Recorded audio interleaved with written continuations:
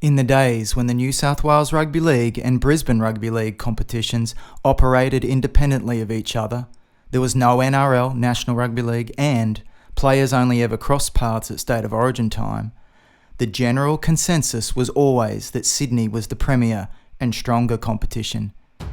But this was different. Talk to folk up north and they reckon it was the New South Wales Rugby League running scared. In 1984, the team assembled by Brisbane's Bayside club, the Wynumm-Manly Seagulls, has come to be considered one of the greatest, if not the greatest Brisbane club side to ever take the field, and they wanted to prove they were better than the best Sydney could muster. Two of the greatest club sides Australia has ever had agreed to duke it out before the hierarchy down in Sydney stepped in. This is the documentary of the greatest game never played. The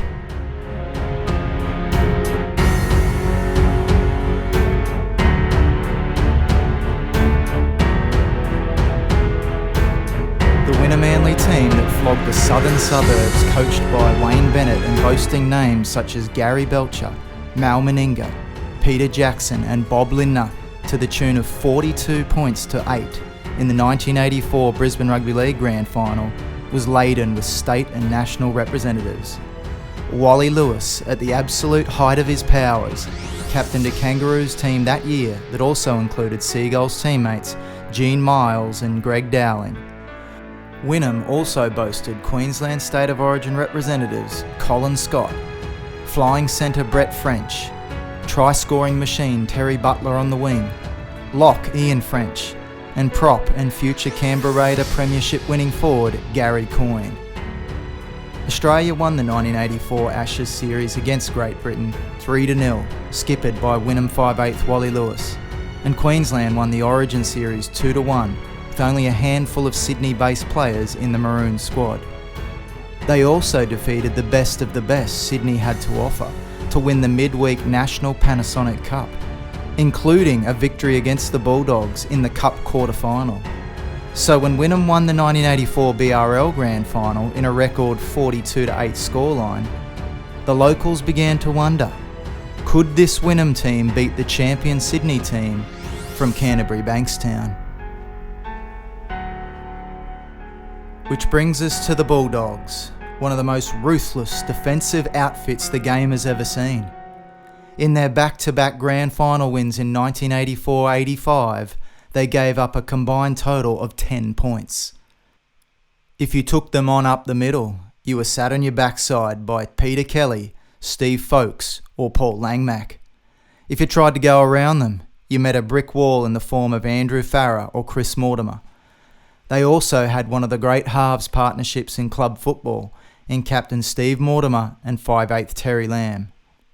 The concept of a state playoff was believed to have been hatched by a Brisbane journalist about a month prior to the Brisbane Grand Final, and soon gathered momentum. Wynnum's sponsor of the time, Peter McKenna from Century Air Conditioning, backed the proposal wherever it was played. Such was the interest in who would come out on top that when it became clear that the game unfortunately would not go ahead, officials in Queensland staged a computerised matchup of the two teams, complete with a call by legendary caller John McCoy.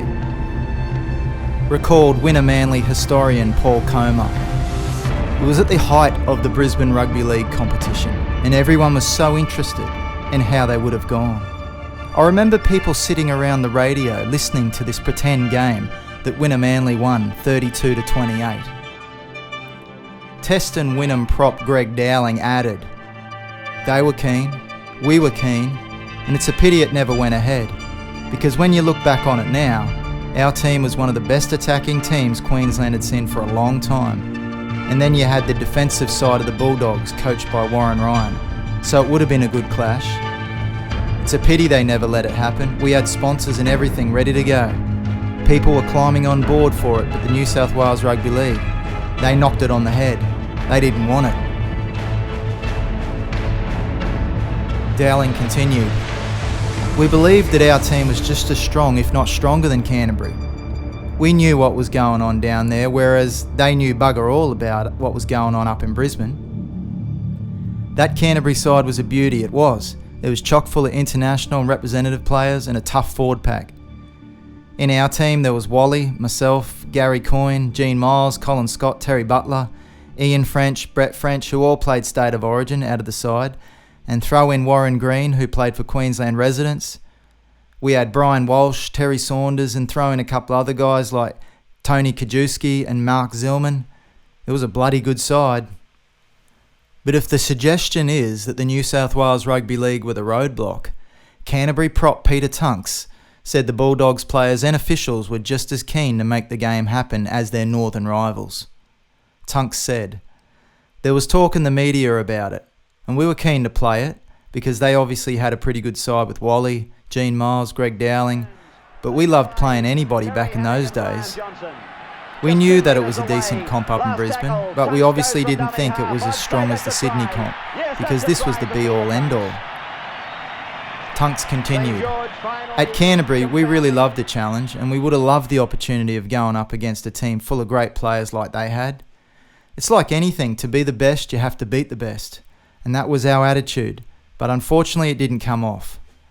I don't know where we were supposed to play it, but it would have been good fun." So what does immortal and then Australian captain and Wynnum-Manly 5/8 Wally Lewis have to say about this proposed matchup at the end of the 1984 season? Lewis said, "We had Greg Dowling leading the way in the forwards, and he was an extraordinary player. GD was a test prop, but we had to move him to the second row because we had so much depth in the forwards. We threw the ball around at every opportunity, and I remember telling them to settle down at one stage and then thinking, hang on a minute, these blokes don't know what it's like to be careful. We'll argue about it forever, and most people will suggest we weren't as tough up front. But if the Brisbane Premiers were ever going to beat the Sydney Premiers, that was the time. It was a privilege to be part of that side when they wanted to attack and no one could stop them."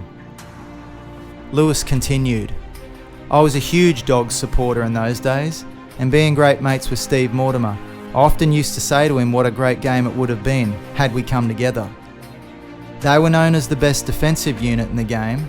They out-muscled and out-thought and out-schemed teams, and that could never be argued. But I always maintained that the 1984 Wynnum side would have had a dead-set chance of beating them. It was as brutal as any team I've seen in employing the attack. These guys were courageous enough to do anything, anywhere, anytime. Not to insult other clubs I'd played for, but playing for Wynnum in '84 was just like playing for the Aussie team." Lewis continued, "It made playing footy a real thrill. I watched the highlights of some of those games and I can't believe we used to do that. What we dared to do that made us so impossible to defend against. That Wynnum team had as much confidence as any team I've ever played in." Lewis concluded, "I understand that the Sydney Premiers were tagged the best team in the world, but I think we had a number of players who benefited from their experience playing origin football in pressure situations and still retained the ability to be able to out-attack an opposition. I used to use the long pass a lot, and we'd happily go 4 or 5 passes wide from our own end of the field. Outside me I had Gino and Brett French, and Terry Butler was an origin winger, and Colin Scott was the Aussie fullback. And Warren Green on the other wing was our goal kicker. He was a toe poker and he never used to miss. Greenie was never going to break the world record for the 100 metres, but he was as safe as a bank." Well, Lewis did play in many talented squads, but he reckons the Wynnum-Manly club side, which won the Brisbane title in '84, was a virtual test team and the best club side he'd ever played in, and that they would have beaten the best that Sydney could have tossed up, according to the King. Meanwhile, down in Sydney, the Canterbury juggernaut was powering to the second of its 4 premierships for the decade. 2 contrasting styles, 2 celebrated club sides that were virtually unstoppable in their prime, the snarling, ferocious Bulldogs and the freewheeling, frenetic Seagulls, led by then Australian captain Wally Lewis. Even now, more than 3 decades on, Lewis still marvels at the attacking prowess and fearlessness of a Wynnum side featuring Gene Miles, Greg Dowling and Colin Scott, and he's adamant they would have given the Bulldogs one hell of a scare had the Brisbane and Sydney champions ever clashed. So revered was Lewis's team that such a showdown was proposed by the top league administrators north of the Tweed. However, it never eventuated. so we'll have to settle for a mouth-watering, mythical battle for interstate bragging rights. Let's now take an in-depth look at the 2 seasons both the Bulldogs and Wynnum had in 1984. Then analyse player and team ratings, and finally dissect how a game between the 2 teams would have unfolded. The Canterbury-Bankstown Bulldogs' 1984 premiership winning campaign certainly looks impressive in every aspect, statistically having played 24 games, with 19 victories and a mere 5 losses, and when looking at their significant for and against points difference of 198 points, it is certainly clear why the 1984 Bulldogs are considered one of the great teams in rugby league history. One of the defining moments, certainly, of the Bulldogs' 84 campaign came in round 1, when the Bulldogs were matched up against 3-time premiership winning Parramatta. At Belmore Sports Ground, the Bulldogs came up trumps to the tune of 18 points to 16. Tries were scored by Peter Mortimer and Kevin Pobji, who would eventually end up ousted out of the lineup by season's end. But Terry Lamb had his kicking radar on, kicking 4 for 4 and 2 field goals. This was more than just a confidence booster for the Bulldogs. This instilled belief beyond just a victory over the 3-time champion Parramatta Eels.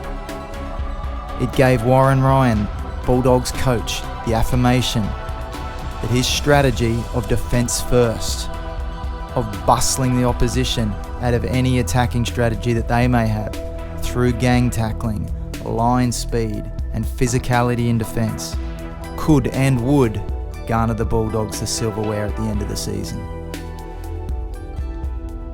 The Bulldogs set the premiership on fire by winning in the first 12 rounds of the 1984 premiership season. It wasn't until May 27th that the Bulldogs even suffered their first defeat, going down to the rising Canberra Raiders. During the representative stage of the season, the Bulldogs had several players that were selected to represent New South Wales in the Origin Series. After initially being snubbed by the selectors for Game 1, halves partners Steve Mortimer and Terry Lamb were the Blues halves partners, and Peter Tunks was selected in the front row. Tough centre Andrew Farrer also finally got his opportunity for the Blues in the centres in Game 2. Also on the wing was Ross Conlon, who began the season as the Bulldogs' first grade winger and goal kicker.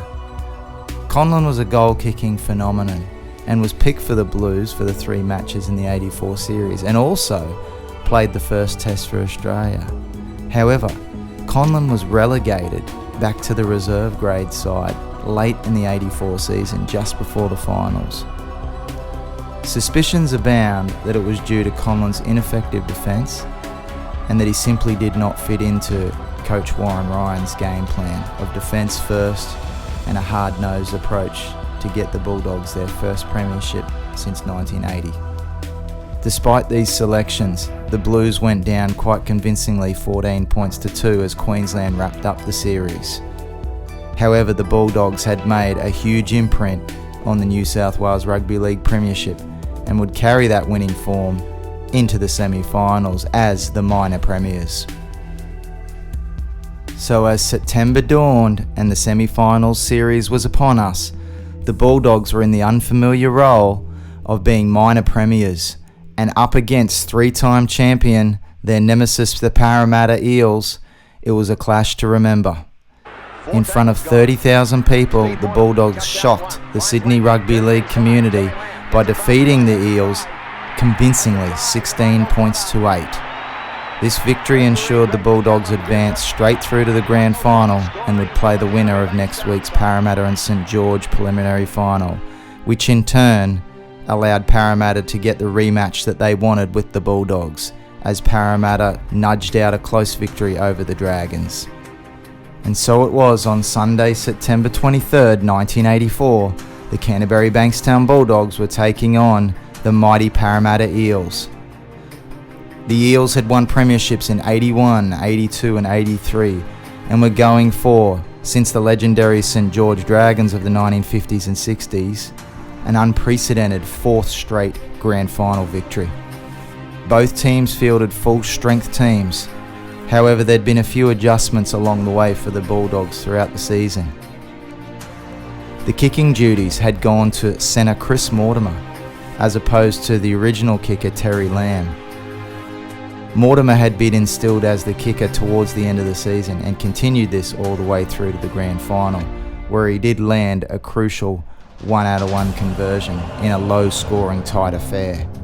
Also, the original hooking spot was garnered by Billy Johnston. However, as the season evolved, Mark Bugden was instilled as the Canterbury-Bankstown rake, and this would prove to be one of the crucial moments of the grand final. Parramatta showed their experience early in the match and put on the first points with a Mick Cronin try off a short ball from halfback superstar Peter Sterling. Cronin uncharacteristically missed the conversion that wasn't too far left of the goalposts. So at half-time, Parramatta went in with a 4-0 scoreline deficit. As the second half opened, the Canterbury defence stiffened. It was evident at half-time that Warren Ryan had instructed his Bulldogs to stick back to the original game plan of physicality, line speed, and gang tackling to wrap up any potential offloads and to stifle the electric Parramatta backline. Canterbury did well to be only down 4-0 at half-time. By the end of the match, they had been caned in the penalties, 8-3. Despite this, they held tough. And then, an ingenious moment towards the end of the second half by hooker Mark Bugden, as he spotted Mr. Perpetual Motion Ray Price down out of the defensive line, where he normally would be just adjacent to the play the ball.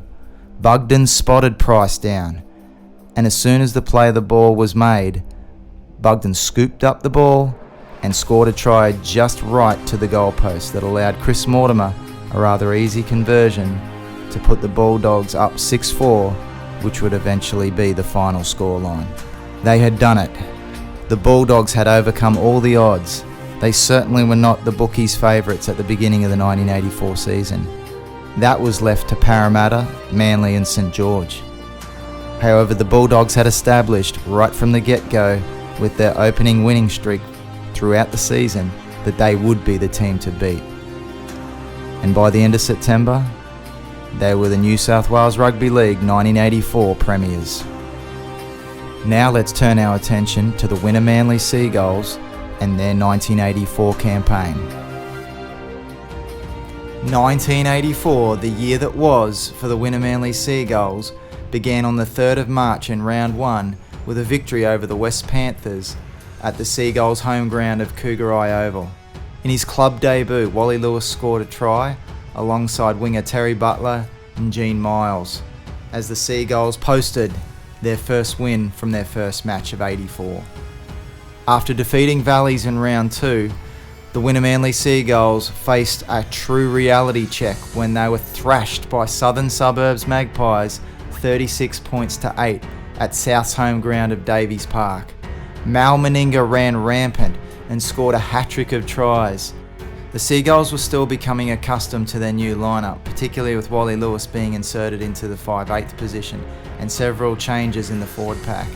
However, the Seagulls would reel off a 4-game winning streak after the Magpies' defeat, and then would face their first real test at Lang Park in round 6 on the 29th of April, when the Seagulls would come up against the East Tigers, who were the defending Brisbane Rugby League champions. The Tigers, who had taken out the 1983 premiership, came out strong. However, Wynnum would eventually fly away with a 4-1 victory to the tune of 26-4. Wally Lewis was on fire and scored a double, whilst robust centre Gene Miles was virtually uncontainable early in the match as he continuously tore the Tigers' defence to pieces. Wynnum would still remain undefeated until the 26th of May, when in an upset loss at Purtell Park, the West Panthers would defeat the Seagulls. The Seagulls were coming off the high of Wednesday's State League win, and after having 5 players in the Queensland side, the Seagulls just could not put it together and failed to score a try. Through this origin period, the Wynnum-Manly Seagulls would show their true depth, that they were not just a team full of stars and internationals. During the origin and test period, Wynnum would lose to the Queensland team, captain Wally Lewis, Gene Miles, Brett French, Colin Scott and Greg Dowling. In the test series against Great Britain, 3 of those players would play integral roles for the Australian Kangaroos in their sweep over Great Britain. Obviously captain Wally Lewis and centre Gene Miles and prop Greg Dowling. Throw on top further representation in the combined Brisbane team that eventually went on to win the National Panasonic Cup in 1984, and Wynnum proved that they truly were one of the great club sides of all time with their depth. During this period throughout June, July and August when the representative games were played, players such as prop Gary Coyne, winger Terry Butler, lock Ian French, and forwards such as Mark Zillman, Tony Kajewski and Mal Green would step up, and with the direction of halfback Peter Dawes, would help Wynnum continue their winning streak all the way through those months, until they came up against a very determined Northern Suburbs Devils team. Norths provided the upset of 84 when they overcame the Wynnum-Manly Seagulls on the 19th of August. Norths ran out 34 points to 28 winners. After the mammoth season that the Wynnum players had endured up until that mid-August clash, it was easy to see why suddenly the momentum might have ran out. And a young Trevor Gilmeister in the forwards for Norths and Brett Rolls in the backs assisted Norths to their big upset victory. Throughout the 84 season, Wynnum would garner 3 pieces of silverware. Firstly, the Winfield State League, when they would come up against Souths in the final. In a tight midweek clash, the Seagulls would triumph behind their superstars in clutch play and Wally Lewis sealing the victory with a field goal. Then on the 22nd of July, Wynnum again would come up against Souths at Lang Park, and the Seagulls were at their attacking best when they flew in 6 tries to 2 to clinch the Woolies Cup Rugby League final by 34-12 in a fast-flowing match against Souths. Wynnum led actually 24-6 at half-time after they had scored 4 fast tries in the space of 25 minutes. And so after winning those first 2 pieces of silverware, the Seagulls eyed the big prize in Brisbane Rugby League, the BRL Premiership.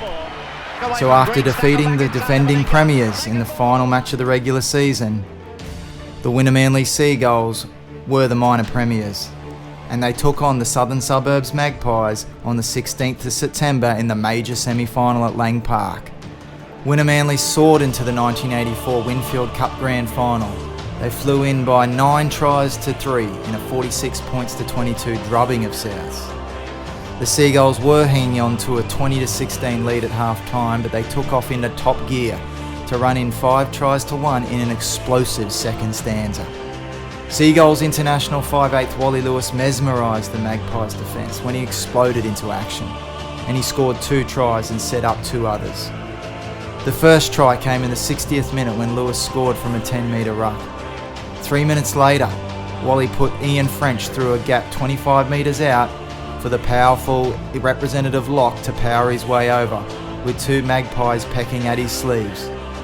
In the 67th minute, the Wynnum machine was in again when Warren Green swooped onto a Wally Lewis kick to race 20 metres to score. 5 minutes from the end came the Seagulls' last try when Lewis scored after some strong lead-up work by David Green. The Wynnum forwards, who have sometimes been criticised towards the end of the season for their defensive lapses, but it was they who paved the way for the victory. The front row of Tony Kajewski, David Green and Gary Coyne never stopped going, while the second row in Greg Dowling and Ian French were a constant hurdle for the Magpies with their strong running and tackling. In fact, the Seagulls played the majority of the match with 12 men after Test fullback Colin Scott was sent off. They still flew in with 12 men, 26 points to 6 in that second stanza. In the backs, Wally Lewis directed play and got a lot of support from speedsters Terry Butler and Brett French. It was an unbelievable display of attacking prowess over a team that contained immortal centre Mal Meninga, one of the great coaches of all time, Wayne Bennett, and alongside Meninga were representative stalwarts Peter Jackson, Gary Belcher, and one of the great back rowers of the 80s and 90s, Bob Lindner. Wynnum could never be criticised for their 84 season in terms of their competition and whom they were playing against. Queensland were dominating the State of Origin arena at that period and had won 5 series in a row from 1980 all the way through to the end of that 84 season. And so it was 2 weeks later, after their major semi-final matchup, Wynnum and Souths would clash again. Early on, the game was tight, and Souths actually had an opportunity when Meninga put Belcher through a gap, but was just clawed down at the very last minute by a try-saving tackle by Brian Walsh and Mal Green. Down the blind side, Lewis was unstoppable. Once again, he was mesmerising the Souths defence with his feigning and dummies.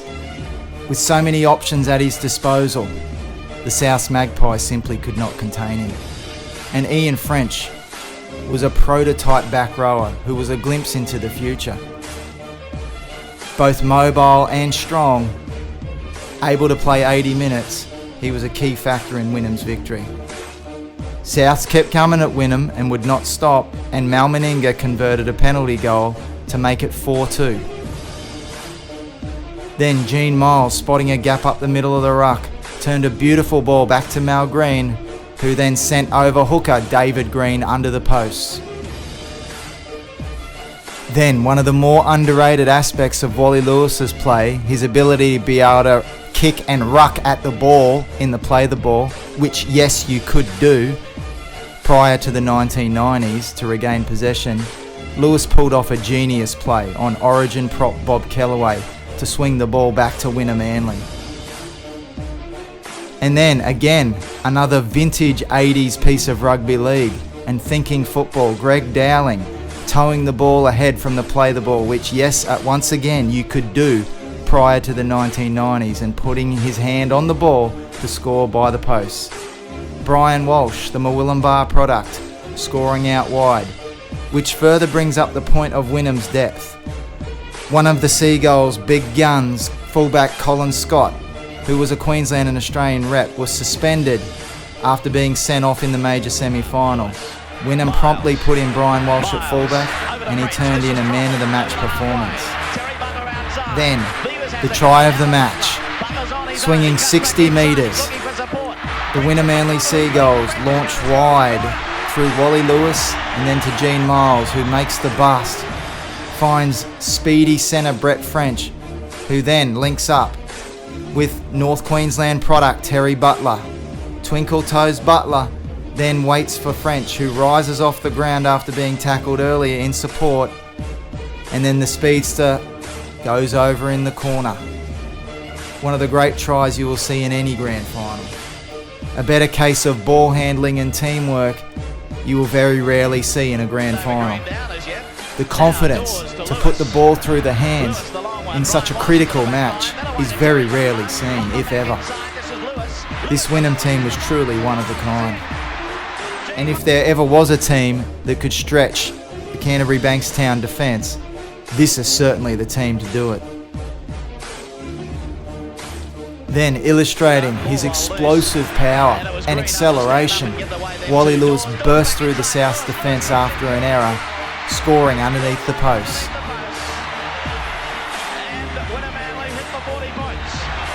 Wynnum, now with their foot on the throat, would not let up. 42 points to 2. And after a consolation try for Souths in the end, this would be the final score.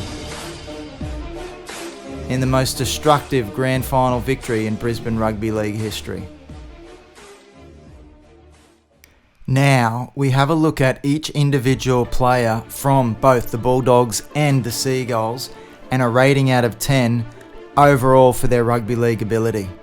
So looking at the number ones, the fullbacks both cancel each other out. However, if there was to be a decision, Colin Scott of Wynnum-Manly would get the slight nudge for his representative career in terms of playing for Queensland and Australia over Mick Potter. On the wings, try scorer Terry Butler gets an 8, and rookie winger at the time Steve O'Brien a 7. Both Andrew Farrar and Brett French both had State of Origin careers and both cancel each other out for 8 each. However, were vastly different players, Farrar being a defensive-minded, large centre, well-built and strong, while French was a fleet-footed try-scoring machine and speedster. Gene Miles is the trump card in the back line for the Wynnum-Manly Seagulls with 9. Chris Mortimer, the defensive-minded and kicking centre, with 8. Both Warren Green and Peter Mortimer, 7 each. Wally Lewis, 10 out of 10, no doubt about it, the best player in the world and potentially the greatest rugby league player of all time, particularly in 1984. Terry Lamb, not too far behind with a 9 out of 10.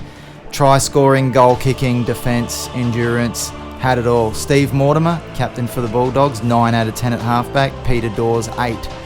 At lock forward, both of the number 8s cancel each other out. Ian French was a far more athletic and attacking, dynamic lock forward than Paul Langmack. However, Langmack certainly had the defence, the work rate and the rugby league IQ with his ball playing. In the second row, Greg Dowling was the Australian prop at the time. Incredible ball playing forward and rated by many who played with him in the 80s as, if not the forward of the 80s, certainly one of them. Brian Batiste, 7 out of 10. Steve Folkes, hard-working back rower, had decent agility as well and underrated athleticism. 8. Mal Green, tireless worker, 7 out of 10. Peter Tunks, soon to be an Australian prop at the time in 84, 9 out of 10. Tony Kajewski, 7. Hookers, David Green, by then a veteran of 8 years in the BRL and was actually captain of Wynnum-Manly, 8 out of 10, with Mark Bugden, who had only just been inserted into the first grade lineup late in the season, 7 out of 10. However, did make a huge contribution in the grand final with that try. Peter Kelly, one of the most hard-nosed, tough forwards that you will ever come across in the Sydney Rugby League, 8 out of 10.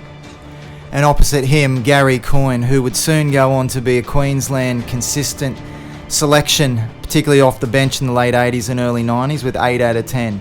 And then on the reserves bench, we have Billy Johnston, 8 out of 10. Brian Walsh, who was actually man of the match in that 84 grand final, 8.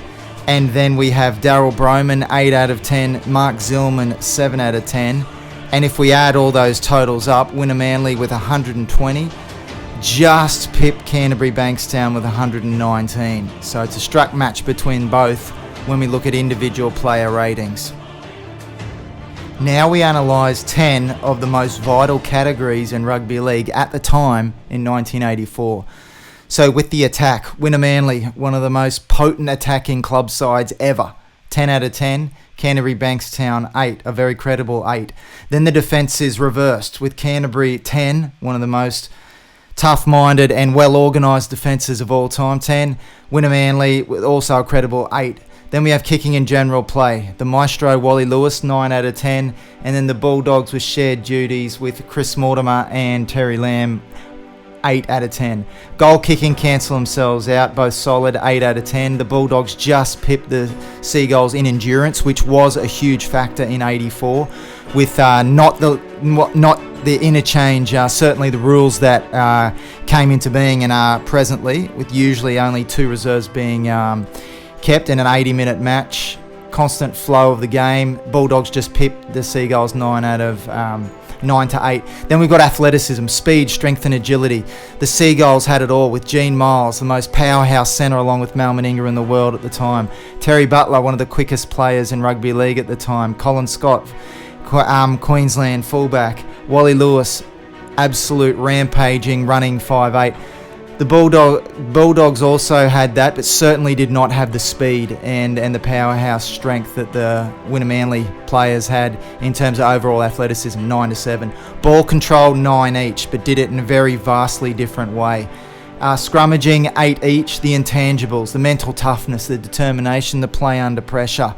Well, Wynnum-Manly had that from all their origin matches, and they were hardened by internationals with their representative experience. 10, and the Bulldogs, just one of the most mentally tough teams of all time, with a coach to boot in Warren Ryan, so 10 out of 10 for each. And that brings us to our next category, and that is the coach and the execution of that game plan. Both teams possessed very astute coaches with a very much of a nuanced knowledge of the game of rugby league at the time. Des Morris showed the ability and demonstrated that he had the trust in the players, because Wynnum-Manly played a vastly different style of play than what we saw traditionally in 1984, with their free-flowing attack and certainly off-the-cuff and spontaneous attack in particular. So that certainly goes in regards to credit to Des Morris, Wynnum-Manly coach. So 8 out of 10 for Morris. But then we've got truly one of the coaching, phenomenons of all time, and that was Warren Ryan in the 1980s.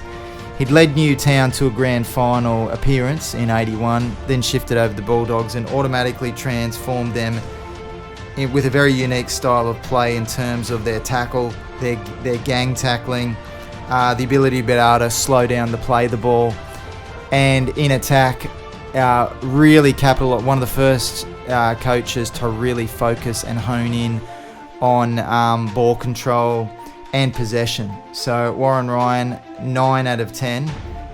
And so taking all of those ratings and categories of rugby league into play, we see Wynnum-Manly with a score of 87 out of 100. And then we see the Bulldogs with a score of 86. So again, Wynnum-Manly just pip Canterbury in terms of breaking down the analytics and the ratings of each category of rugby league. And that brings us to the next topic of conversation. And that is, we come to a quarter-final match in late 84, National Panasonic Cup. And it's Combined Brisbane versus the Bulldogs. And this is a really good insight into what would have happened. And potentially would have happened had the teams clashed. And when we see Lewis really exposing the Bulldogs' tight defence and putting Meninga through for a barnstorming run, which set up Combined Brisbane's first penalty goal at the time. But that was something that Canterbury could do against Sydney club oppositions. They could really bunch up and play an up and in defence, whereas Brisbane Rugby League was much more attack oriented. And there were players with the skill sets of a Wally Lewis, just in the Wynnum-Manly lineup, Colin Scott, and Gene Miles, Greg Dowling, incredibly skilled ball players as well as large men, all 6 foot and over. And here comes something in terms of one of the big matchups of the game, which would have been the number 6s, Lewis and Terry Lamb. And Chris Johns said after he made his debut for New South Wales that woke him up to how big Wally Lewis was in that arena.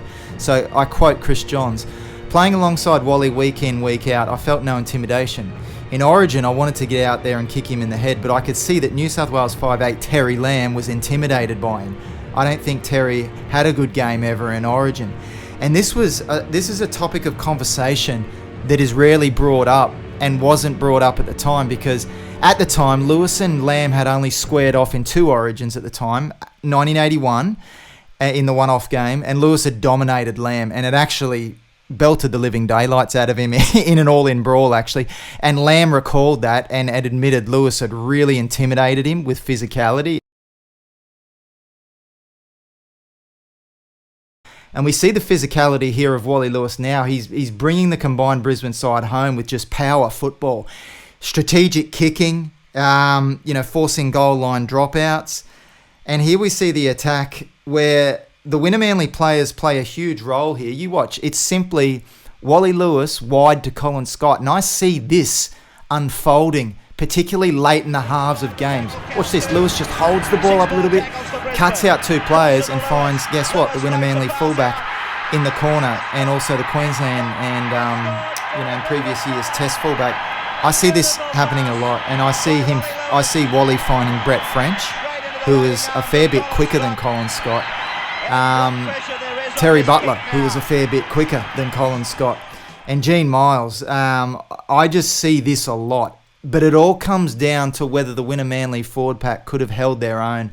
But this game, which I believe occurred in July of 84, really gives us an insight. And here we see Wally Lewis spotting a gap down the blind side. Change of play simply to Henry Foster and then onto the open winger, Rebo. Try. And again, I see this happening a lot. I could see Terry Butler going in for a couple of tries late in each half simply because of Lewis's vision and his ability to be able to read the play several tackles ahead. I mean, look at this. Again, prototype Canterbury defence. The markers chase and they're playing an up and in, anticipating the ball going to the open side. You couldn't do that against Wally Lewis. You couldn't do that against Greg Dowling. You couldn't do it against Gene Miles. They had too good of a vision. And particularly Lewis's vision was unprecedented. Maybe you could only lay claim to Andrew Johns, Jonathan Thurston, and Darren Lockyer being in the category of having that vision. But I feel that Panasonic Cup game in late 84 gives us a perfect prelude and potential preview as to what would have happened. So what is my prediction? Well, the reality is that we'll never know who would have won. They were both great teams. If you put it in a state of origin format in terms of a 3-game series, I see both teams winning at least one game. I honestly feel in a one-off game, Wynnum-Manly win. And I see it in a series, Wynnum-Manly win game 1. Canterbury make the adjustments to the attack and the onslaught and the ball handling and the non-stop keeping the ball in play and alive that Wynnum-Manly would have provided in the unpredictability of Lewis's and Dowling's short kicking game.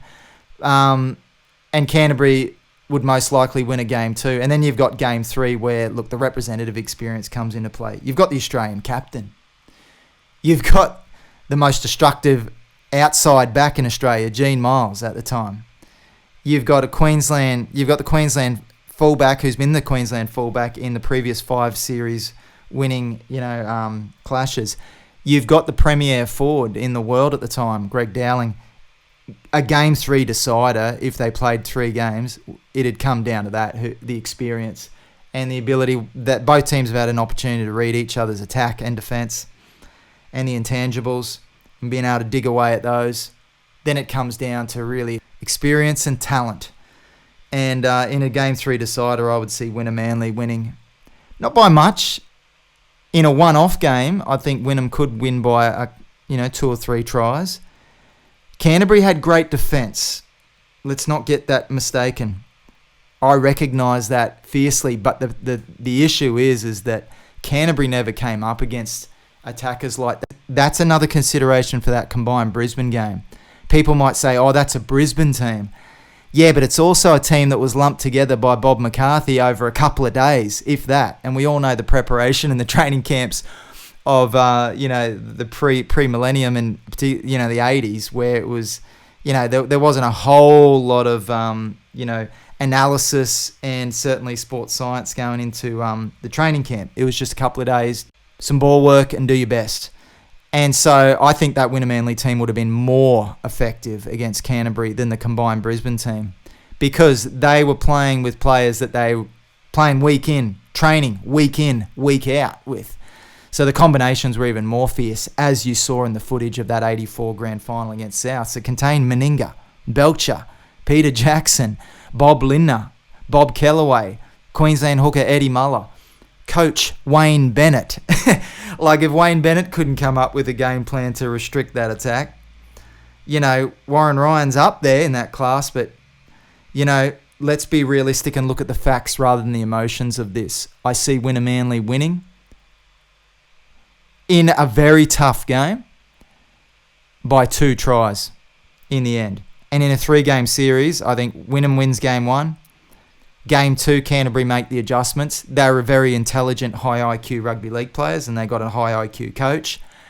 And then in the decider, it comes down to experience and talent, and that's Wynnum-Manly. We'll never really know, but gee, it would have been an amazing clash. And that, my friends, is what I believe would have happened had the SuperBowl of 1984 in rugby league occurred. Wynnum-Manly Seagulls versus Canterbury-Bankstown Bulldogs. We can have these arguments forever, and they're wonderful, and it's awesome to be able to go back and forth and look at different arguments. You tell me in the comments who you believe would have won in a one-off game, and if you want to tell me who you think would have won in a 3-game series setup too, also, similar to the way I've analysed it and provided my prediction. And I'd like to know the why as well. In the spirit of the great game of rugby league, both teams were the greatest in the competitions that they could have played against in that year, and were certainly two of the greatest club sides of all time. Thank you. It's not as though the defensive line is coming up to meet the attack. Kelly puts up the kick, and it's a try for sure. It's a try for Canterbury. Played by Jerd, the Waite of Taylor, Kenny, Michaelin. Well, he came onto it all right. He's lost a laying back up, and he was well and truly creamed for his trouble by Hemsley. Now it's back with Matisse. He lifts one leg up going into the tackle. He offloads to Steve Mortimer, and then goes again. Back to Stephen Safety, flying down Furlong. Great tackle around the legs by Gary. Jack pulls him down. They got one left to go. Steve Mortimer now to Kelly. Kelly, a good pass across out to Langmack, out to Chris Mortimer. Mortimer on to Conlon. Have you got the pace shaft now? Oh, back to Lamb. He's got inside pass, and he's got a great try on the far side. David Green dumping half. Lewis. Miles. Over the French. This is trouble. Over the halfway. Terry Butler outside. Beavers has a go. Now to Butler. Butler's on his own. He cuts back inside. He's looking for support. French is back onto his feet. French is going to score in the corner.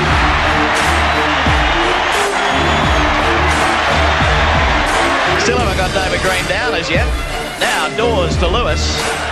Lewis, the long one. Brian Walsh into the back line. Then away to Terry Butler. Butler back inside. This is Lewis. Lewis got away to the Miles. The Miles is in. Gene Miles in for another one. And the procession continues. Dowling, he goes without it. Halverson cutting back. Halverson thrown to the ground by Wally Lewis right on the quarter line.